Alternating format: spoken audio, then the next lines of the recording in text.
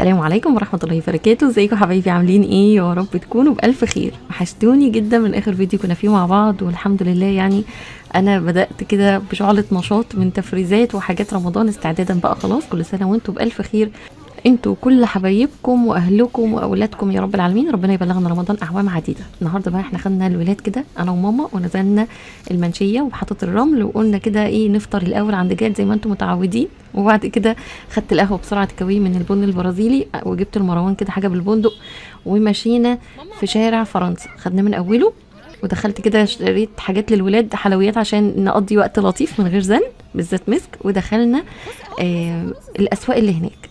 كل شارع يعني انت لو دخلتي من اي شارع هتلاقي حاجه رمضان في كل مكان كده بتناديكي. فمهما اوصف لكم العناوين والاماكن، بجد الحاجه هناك ما شاء الله مليانه، وهتنزلي تتبسطي جدا حتى لو مش هتشتري، تنزلي تستمتعي كده باجواء رمضان.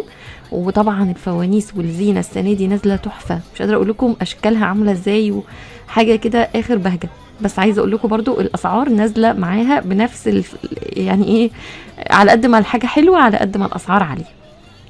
بس طبعا في اسعار، في ناس بتهود معاكي في السعر، وفي ناس بتقولك السعر مره واحده وما بتكررهاش، فانتي ورزقك بقى. المهم بقى نازل شويه حاجات حلوه قوي، في اطقم وفي حاجات فرداني. انا حاولت اصور لكم عند اكتر من حد عشان تبقوا عندكم فكره عن الاسعار. قلت ابدا معاكم النهارده بالمفارش، وتعالوا بقى اقول لكم كده على الحاجات الحلوه اللي انا لقيتها، والكوشنز، وكمان اطقم الانتريه والليفينج والحاجات دي. وهقول لكم برضو اسم المحل في الاخر، بحيث ان انتوا لو دخلتوا هناك من اي شارع وسالتوا على اسم المحل هيدلكم على العنوان على طول. ده كوشن فيها اتنين حلو. وقطيفه؟ لا القطيفه اهي دي. مش قطيفه دي اللي هي الخامه اسمها داك ولا داك، بتبقى قطن يعني مش قطيفه. حلوه قوي. اسمها ديك ولا داك مش عارف. اوكي. ده رانر واتنين كوشن. حلو. ده مفرش متر في متر ونص. ده مفرش متر في متر ونص. حلو. دي ستاره. دي مفرش 2 متر. ده مفرش اللي سفره كبيره ده. ده مفرش 2 متر. طب المفرش ال 2 متر يعمل كام مثلا؟ هو 300. واللي جنبها دي ستاره صح؟ دي ستاره بس غير دي. يعني دي القطيفه عامله 325، الخاميه عامله 375. وده مفرش متر ونص في متر ونص. وده مفرش برضه متر ونص في متر ونص، الالوان دي المربع ده. وده مفرش متر واحد. ده مفرش متر. حلو ده. وده طقم كامل بيبقى 3 كوشن و2 رانر وستاره. ده طقم كبير. ده طقم كامل. وده طقم ركنه بيبقى 5 كوشن 5 مخدات و2 مفرش ركنه. عارفاهم دول. ده رانر برضه، بس اللي هو الرانر ده ديك كده مطعم بصمه ابيض، اللي هو تقيل. عارفاه. بيبقى فيه في النص كده تطعيمات بالقماشه دي. تمام. ده مفرش مفرش دائري. لا ده مفرش. ده دائري. مفرش المدور ده. عارفاهم. حلو قوي. ده عامل كام المدور بقى؟ كام؟ 307. انا قلت 200. اوكي. دي ده الكود وده السعر. ده رانر باين. ده رانر وكوشن برضه. رانر وكوشن. حلو قوي الرسمه دي. الثانيه دي الحاجات دي بقى انا عايزه اسالك، بتتغسل عادي يعني اخر رمضان المها واغسلها في الغساله عادي؟ عشان انا بتكلم مع المصنع اللي بيجيب لنا الحاجه دي، ان الذهبي بقى الذهبي ده ما يطلعش ولا لا. طب حلو قوي. هم مغلينها ليه؟ بالظبط. الخامه عاليه. في حاجات شعبي انا عارفاها. في حاجات شعبي لما دخلت الغساله بتبوظ. هي سنه اخرها موسم. تمام. لا ما شاء الله حلو قوي. طب الفانوس ده عامل كام، اللي هو الاحمر في اسود ده؟ في ازرق. بصي من الاخر يعني الاوفي 1200. 1200. لا ما انا عارف. انا عارفه الاسعار. شغال 1400. اخر فات منزل يشخيل لي 1300. بس انا ممكن عشان وقتي انا هقول لك محاول مع شيخ اخر 1200. اخري. هو بصراحه ممتاز، وبعدين التقفيل بتاعه واستانلس. هو اصلا مستورد مش مصري. والستاير الجديده دي اللي هي نازله غاليه برضه. هي الحاجه السنه دي غاليه مش يعني دي 250. دي 250. 290. 320. دي نجمه. وجواها برضه عروسه وطمطم. جواها فانوس، وفي اللي جواها بكار. كل واحده على حسب. دي بقى فوانيس خشب، الحاجات التقليديه بتاعت كل سنه. والله حلو. وحاجة الماء دي اللي ربنا يبعدنا عنها.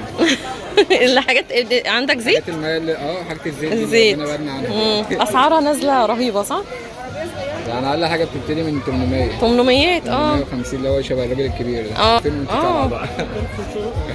عشان كده بقول لك ربنا يبعدنا بقى انه والله الفوانيس دي هي بجد اللي بحسها بتاعت رمضان. دي احسن فعلا والله، دي حاجه رمضان. دي حاجه رمضان. انا والله ده عندي راي يعني. في منها بفيشه. بفيشه؟ في منها. بيتهيألي اي حاجه لو حطيت لها لمبه هتشتغل ولا لا؟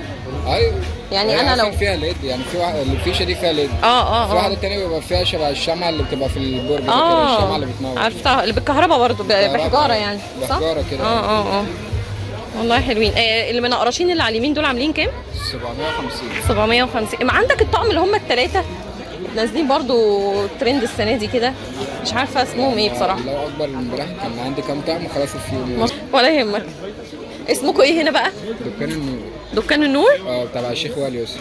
تبع الشيخ وائل. الشيخ وائل تمام خلاص. انا بحبه اللي فيه الوان كتير ده. في عروسه لابسه نضاره بذمتك. ده بكام؟ ده ب 60. ده ب 60 وبينور منه فيه صح؟ جواه كوره كده بتنور حلوه قوي. وده ايه 60 ولا قلنا كام؟ 55. 55. كلهم بقى حجارات الصغننه دي صح؟ وده نفس السعر 55. 55 اشكالهم والطويل بقى ده 65. لا الابيض ده لا. طب ده نفس الشكل ولا حاجه تانية؟ ده معدن ده. اتفضل. بصي اللي عامل زي نفس السعر 55 ده. طب حلو ده. وفي منه اسود وابيض. خدت واحد طيب ولا لسه؟ لا ما بعرفش. خدتي؟ لا اديني ده حلو. اللي ما فيهوش زيت. ما انا مش هجيب اللي فيه زيت خلاص. الراجل اللي جنبنا كان فيه دي بتنور. مين دي؟ ايه ده؟ هي الصواني دي خامتها ايه؟ بس دي حلوه اسراء. لا شطبها في البطه دي شوفيها بكام؟ خشب. والله خشب ولا بلاستيك؟ لا خشب. هي قطعه ولا طقم؟ لا دي لوحدها قطعه. سعرها كام بقى دي؟ دي 150. 150. في كده بيبقوا الاثنين مع بعض 120. دي حلوه دي. طقم حلو قوي. ده خشب. ده خشب. ده اللي خشب. ده خشب. امال شفاف ازاي؟ اصل اللمبات باينه منه لما انت ممكن الطبقه دي بس. فهمتك. ايوه ده الليزر اللي هو شبه بتاع الفوانيس صح؟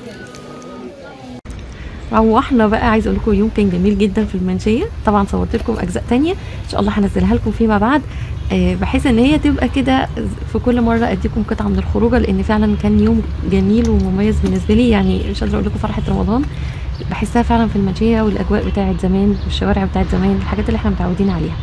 وطبعا الفوانيس والمفارش اشكال والوان. واحنا طبعا لو سلمنا بس دماغنا كده لحاجه رمضان كل سنه هتلاقي نفسك عايزه تشتري كل حاجه. وده طبعا حاجه مش هتكون صح. رمضان زي ما هو فيه بهجه وفرحه، بس احنا ما ننساش المعنى الاصلي في رمضان، وان احنا لازم نضبط النفس ونشتري على قد احتياجاتنا فعلا مش اكتر.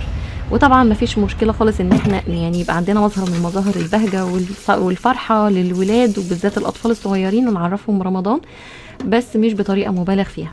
المهم بقى انا قلت كده نبدا معاكم باليوم النشيط بعد خروجه حلوه. طبعا انا عايزه اقول لكم جوله المنشيه دي انا مصوراها بقالي اسبوع او يمكن اقل، بس يعني بقالها فتره يعني. المهم ان انا من بعدها بجد كل يوم بشتغل في حاجه المطبخ وحاجه رمضان بالذات بنشاط رهيب. خلاص ده اكتر حاجه بتحسسني ان رمضان دخل، ان انا نزلت عملت جوله المنشيه دي. عايز اقول لكم اصحابي كمان بقت عاده عندهم ان هم ينزلوا المنشيه قبل رمضان باولادهم يفرجوهم على الحاجات دي، بالذات اللي عندهم اطفال صغيرين. فهي سبحان الله حاجه فعلا فيها بهجه وفرحه للناس كلها. وطبعا بتبقى فيها رزق لناس كتير لان بيعتمدوا على مواسم رمضان في كل حاجه. فربنا يوسع على الجميع. المهم انا اخدت بقى المنظمات اللي انا كنت عايزه اغسلها. بدات بالمنظم ده اللي على الرخامه عشان بحط فيه السكر والشاي والقهوه والحاجات دي. بقى لي فتره اصلا مش بملاه بالسكر لان السكر عندي خلصان اصلا. فاشتريت حاجه رمضان والمشتريات بتاعه رمضان ووريتها لكم قبل كده، اللي هي حاجه اليميش وحاجه الخزين. لكن مشتريات رمضان اللي بقى اللي احنا اشتريناها من المنشيه وكده هوريها لكم باذن الله في فيديو منفصل، احتمال ان شاء الله يكون الفيديو الجاي. فالمهم غسلتهم ونشفتهم. وفي منظمات الدقيق والحاجات دي بصراحه كسلت خالص ان انا انزلهم وانضفهم، لان هتاخد وقت كبير قوي على ما تنشف، ممكن اقعدها النهارده ليله كامله يعني تنشف، وبعد كده اخزنها، ما عنديش مكان حتى اسيبها تنشف فيه، وهي اصلا مش متوسخه ولا حاجه، هي بس محتاجه كده تتلمع وانتهينا. وطبعا عايزه اقول لكم قبل ما انسى ان انا مش قادره اقول لكم احساسي ووصفي لشعوري ازاي لما بسمع ارائكم وتعليقاتكم في الفيديوهات اللي انا بعملها، بالذات عن حاجه رمضان، وتعليقاتكم قد ايه جميله وبتسعد قلبي جدا جدا، ربنا يا رب يبارك فيكم. وانا بقالي فتره بنزل على التيك توك بصفه تقريبا يوميه، او يمكن يوم او يوم لا، عايزاكم تدخلوا على الصفحه بتاعه التيك توك باسم آلاء عامر كيتشن، بنفس الاسم بالظبط بتاع القناه ونفس الصوره. هسيب لكم اللينك بتاعه في اول تعليق مثبت، بحيث ان انتوا تدخلوا تتابعوني هناك، لان بنزل هناك فيديوهات قصيره كده مختلفه تماما عن اللي احنا بننزلها هنا على اليوتيوب، بتبقى حاجه يوميه كده بتخطر على بالي احب اقولها لكم، حاجه هبدا فيها بقول لكم بعمل ايه وهكذا. تابعوني هناك كده وقولوا لي رايكم برضو لو حابين ان احنا نتكلم في حاجات معينه. عايزه بقى اكلمكم في موضوع مهم قوي، ويمكن هيبقى سريع يعني مش هنطول فيه، بس بجد لازم انوه عنه ولو بحاجه بسيطه كده، لان اليومين اللي احنا فيهم دول ايام يعني ربنا سبحانه وتعالى خصها، وداخلين على رمضان كمان بالذات. فعايزه اقول لكم ان الشيطان في اليومين دول بالذات بيتوعد لنا قوي، بيبقى قاعد لنا كده عشان يعني نعمل كل حاجة غلط على قد ما يقدر هو، وعلى قد ما احنا نفوسنا ممكن تبقى ضعيفة بنستجيب من غير ما نحس. هتلقي مشاحنات كتير قوي بينك وبين حد، او هتشوفيها بعينك ما بين الناس وبعضها، ربنا يا رب يعافينا يعني. يعني عايزه اقول لكم ما ترموش دماغكم ولا ودانكم للحاجات الصغيره. وقبل كده قلت لكم يعني لو في حد احتمال ما تشوفيهوش تاني وحصل ما بينك وبينه اي مشاحنه، ابعدي عنه وما ترديش وما تتكلميش وما تاخديش اي موقف ولا ايجابي ولا سلبي، لان ده هيكون موقف عابر وهيعدي. وفي نفس الوقت مش معناها ان انت ما تسيبي حقك وتمشي، لا، انا مش بتكلم على الحقوق، وقلت لكم قبل كده الكلام ده كذا مره. انا بتكلم على الحاجات اللي هي عابره، الناس بتطلع فيها شحنات غضب وخلاص بدون اي مبرر. في ناس اصلا بتحسيها كده ماشيه عايزه تتخانق، عايزه تتعارك، عايزه تقول اي كلام تعبر عن مشاعرها السلبيه او السيئه المشحونه جواها. ما تحطيش نفسك ضحيه للمواقف دي ابدا، وما تخليش حد ياخدك سبيل لتفريغ الشحنه دي. فلا تردي ولا تعلقي، لان زي ما قلت لكم الانسان اللي هتقابليه مره في العمر مش هيتعاد تاني ومش هيجيلك تاني. وفي نفس الوقت لو كون عنك فكره في خلال 10 أو 5 دقايق اللي اتقابلتي معاه فيها في طابور، في دور، في بنك، في ايا كان المكان، او حتى يا ستي في محل بتشتروا حاجه، او حتى في مواصلات، فده مش معناه ان الصوره اللي كونها عنك في خلال النص ساعه دي حتى هي فكره صحيحه وسليمه. فسيب اللي يفكر في شيء يفكر فيه، ما تحاوليش تبرري، ما تحاوليش تدافعي، ما تحاوليش تظهري بصوره ممكن ما تكونش هتقلل منك لو حاولتي تبرري كتير. فانتي رايحه تقضي مصلحتك وبس. عايزه اقول لكم ان انا يعني لما بنزل وبختلط بالناس بالذات في الاوقات اللي زي دي، بتبقى اوقات زحمه والناس مش طايقه بعضها والناس عايزه تخلص بدري عشان تروح، وفي يعني فجاه كده تلاقي خناقه اشتغلت من غير سبب وما تفهميش بدات منين، الشعله بدات منين، وتلقي الناس كلها بتهاجم والناس كلها بتتكلم، ولازم انت كمان تلقي نفسك دخلتي في الموضوع. ما تحاوليش تتكلمي، ما تحاوليش تتدخلي الا لو هتقولي كلمه حق بس كده فقط لا غير، وده هيكون بعيد على فكره. يعني في ناس بتفتكر ان هي هتدخل تنقذ الموقف وهي لا بتنقذ ولا حاجه، الكلام الزياده وكل واحد بكلمه هتلاقي الموضوع كبر قوي وهو تلاقيه ما يستاهلش اصلا. فما تختلطيش بحد، زي ما قلت لك هيعدي عليكي فتره قصيره جدا ومش هتقابليه تاني. انزلي اعملي مشاويرك واقضي حاجتك بدون الاختلاط. خلي طابع الهدوء هو اللي مسيطر عليكي، حتى لو انت من جوه في كل المشاعر خلاص يعني ظهرت، وما تظهريش اي حاجه منها. خليكي ثابته، خليكي عارفه هتعملي ايه، خليكي عارفه هدفك ووصلي له هو وبس، بغض النظر عن اللي بيجري حواليكي. اما بقى لو حد من المقربين ليكي وحد قريب منك وحصل ما بينك وما بينه مشاحنات، الموضوع زي ما قلت لكم احيانا في الاوقات اللي زي دي بتكبر، وبيبقى الشيطان عارف داخل منين وعارف مدخله منين. هتلاقي دايما الناس تقول لك ايه، انا ما بتخانقش غير في رمضان، لازم الخناقه تحلى قبل الفطار. ما هو كل ده منين؟ كل ده منين؟ من فعل الشيطان دايما. يعني سبحان الله، ما هو ربنا سبحانه وتعالى قال لنا عن الشيطان ايات ثابته واحنا المفروض نكون حافظينها وحاطينها قدام عينينا. الشيطان يعدكم الفقر، طيب هيوعدنا بالفقر ازاي؟ وهو الرزق بايد ربنا طبعا، بس هيفضل يوسوس لك في كل حاجه بتعمليها. ده ما تعمليهوش، انت صحتك بالدنيا، ده ما تكلميش فلان واقطعي علاقتك بيه، ده طمعان فيكي. تلقي نفسك عماله كل حاجه حواليكي بتبوظ وانت مش فاهمه ليه، وفي نفس الوقت تكسلي عن شغلك، تكسلي عن حاجه هتقومي تعمليها بحجه حاجات كتيره جدا، وممكن يكون من غير سبب كمان، وانت كل ده من غير ما تحسي ماشيه ورا وساوس شيطان، لحد ما تلقي نفسك حالك داء ومش عارفه تقومي تعملي. خلاص بطلتي تشتغلي اللي كنتي بتعمليه، بطل يبقى عندك نشاط، بطل يبقى عندك حيويه وهمه وعايزه تقومي وتسوي. وحتى لو بتروحي الشغل هتلقي نفسك مجهودك واحتمالك في الشغل بقى ضعيف. كل ده خطه ممنهجه من الشيطان ان هو في الاخر نوصل لمرحله الفقر، سواء بقى فقر مادي، فقر في الصحه، فقر في التفكير. فما تسلميش نفسك ابدا. الوقت اللي احنا فيه ده زي ما قلت لكم، في ناس كمان عايز اقول لكم بشوف تعليقات على السوشيال ميديا عموما، اسئله يا جماعه احنا ليه بنتخانق في العمره؟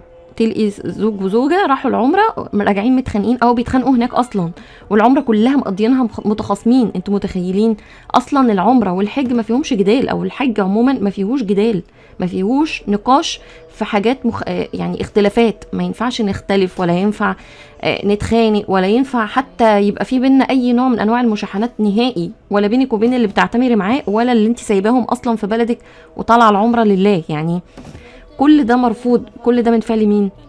فما تسيبيش ابدا نفسك، واعرفي كده الفترات اللي الانسان فيها بيحاول يتقرب من ربنا فيها فعل شيطان. فحاولي دايما يكون ذكر الله على لسانك، وتكوني واعيه للي بيحصل حواليكي. المهم بقى انا عايز اقول لكم ال3 بواكي جيلي دول عندي بقى لهم فتره، والولاد مصدعيني، هتعمل لنا جيلي امتى؟ هتعمل لنا جيلي امتى؟ هتعمل لنا جيلي امتى؟ لما انا اصلا كنت جايباه عشان اعمل لهم بيه مارشميلو، وكنت عاملاه قبل كده، يعني كانت وصفه دي تاني مره اعملها. فانا جبته على اساس ان انا هعمله، عندي مجهود وطاقه ان انا اعمله، وانا طبعا بدات في حاجه رمضان زي ما قلت لكم، متفرزات رمضان، فانا ما كنتش قادره اعمله خالص. كل يوم اجل واقول لهم حاضر باذن الله نخلص كذا واعمله، نخلص كذا واعمله. فلقيت ان هم ما شاء الله اجازه وقاعدين بقى، فانا دماغي ما بتخلصش، فقلت لا اخلص منه واعمله عشان اركز بقى. فقلت ان شاء الله هعمله. المهم سخنت ميه، انا هنا حطيت باكو فيه 3 بواكي جيلي فراوله، تمام. كل باكو بيحتاج منك من ربع لتلت كوبايه ميه سخنه، لازم تكون ميه سخنه بتغلي. كل باكو بيحتاج من ربع كوبايه او تلت كوبايه ميه سخنه بتغلي، ومعلقه سكر او معلقتين براحتك. المهم ان انت هتضربيهم ضرب كويس جدا جدا بالمضرب الكهرباء. انا طبعا عشان استخدمت 3 بواكي مع بعض قلت استخدم العجان، عشان الطرطشه اللي بتحصل في اي بوله اصغر من بتاعه العجان مضرب الكهرباء بيطرطش فيها جامد قوي، فتلقوا المطبخ كله بقى جيلي. فقلت يعني ارحم نفسي واشغل العجان على الجيلي، مفيش مشكله. هو هيفضل يتضرب كده كأنك بتعملي كريم شانتيه. هتوصلي بكذا مرحله، الاول هتلاقيه سايل، ودي تاني مرحله بصوا برده متماسك، بس بينزل بسرعه من على المضرب. انا مش عايزه كده، انا عايزاه ما ينزلش من على المضرب خالص، يبقى كأنه قوام كريم شانتيه مضروب بسماكه. يعني فاهمين انتوا ازاي؟ برضو هنا كان بينزل برضو بسرعه يعتبر. ففضلت اضرب فيه لحد ما بصوا ما فيش، هو الخط ثابت اهو. دي المرحله التمام جدا كده اتضرب معايا، وباي مضرب كهرباء هيتضرب معاكي على فكره، هيبقى حلو قوي. المهم انا هنا محضره نص كيلو من النشا، هو بيحتاج نص كيلو نشا، وباكو جيلي او باكوين 3 زي ما انت عايزه، مفيش مشكله. المهم يعني ان سعره مش هيطلع زي اكيد المارشميلو اللي احنا بنشتريه من بره، بالذات ان الكميه اللي هتطلع من الجيلي ده هتبقى كبيره بصراحه. نص كيلو النشا ده عامل 20 جنيه، هو الكيلو ب40 اصلا.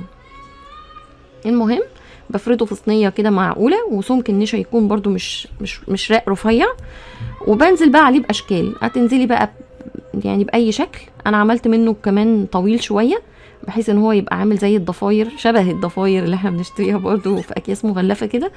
وبس بفضل بقى اول ما اخلص اقلبه في النشا ويدخل التلاجة 10 دقايق، هتلاقيه تماسكه بقى تحفه جدا.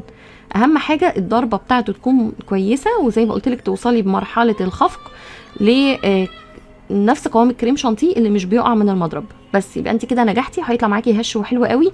اما لو فضل سايل معاكي ونزلتيه بكيس حلواني وهو سايل، هيبقى عامل زي رغوه الصابون بالظبط. لما يتماسك تيجي تقطميه تلاقيه بقى شبه الرغوه، قطع منك بسهوله قوي وبيدوب في البق مش هتحسي بيه، لكن لما بيبقى متماسك كده في الاكل تحسيه فيه قطمه، فيه مضغه زي اللي بنشتريه من الجاهز بالظبط. المهم انا كده خلصته، وطبعا كميه النشا اللي عليه دي بنصفيها كويس جدا بمصفى، وكميه النشا اصلا يعني ما بتهدرش ولا اي حاجه. انا بعد ما بخلص بعبيها تاني في كيس واشيلها، بشيلها في التلاجة على فكره عادي جدا، وبستخدمها في اي حاجه تانية محتاجه فيها نشا زيه زي اي حاجه تانية. وطبعا لانه متصفي ومنخول فتقدري تستخدميه عادي جدا. بصوا بقى قوامه عامل ازاي، انا لسه ما دخلتوش التلاجة، هدخله بس 10 دقايق عشان ما يلزقش في بعضه تاني. هو مش هيلزق على فكره، بس هو لازم يتشال في اكياس جوه التلاجة، ما تشيليهوش بره التلاجة. انا قطمت منه حته هنا ومش قادره اقول لكم الولاد واقفين لي ازاي، وانا انقذت كميه عشان اصورها لكم برضو ازاي. يعني انا بعمل مجهود رهيب والله عشان اطلع لكم النتيجه بعد ما اكون يعني خطفتها من الولاد كده عشان اعرف اصورها لكم. المهم هنعمل طعم تاني بنفس الطريقه بالظبط. دي تلت كوبايه ميه او ربع كوبايه ميه سخنه مغليه، وهحط عليها معلقه سكر اهو، وهحط عليها كمان باكو واحد بس من اي نوع جيلي. هنا انا استخدمت تفاح اخضر، وفي كمان مانجا هعمله كمان شويه، وضربتهم برضو في العجان لحد ما وصلت بالقوام اللي انتوا اتعودتوا عليه اللي انا قلت لكم عليه ده، كريم شانتيه، كانه كريم شانتيه متماسك بالظبط. ونزلته برضو بالقمع. بصوا بقى شكله اللون الاخضر ده تحفه، بنفس القمع على فكره او كيس الحلواني هو وبنفس الخطوات. صفيته بالمصفى ودخلته التلاجة 10 دقايق مش اكتر، وبس كده. عبيه بقى في اكياس مشكله كده كذا لون على بعض، او اعملي لون واحد مفيش مشكله. المهم يعني ان انت بجد هيعجبك جدا، والولاد اصلا هيخلصوه في يومها، رغم ان هو طبعا برضو يعتبر فيه سكريات. والحمد لله ان انا اصلا خلصت منه قبل ما اصدع اكتر من كده. ويا رب النهارده يكون الفيديو عجبكم، كان بسيط ولذيذ بالنسبه لكم. اشوفكم باذن الله في فيديوهات تانية كتير، متنسونيش من صالح دعائكم. مع الف سلامه حبايب قلبي.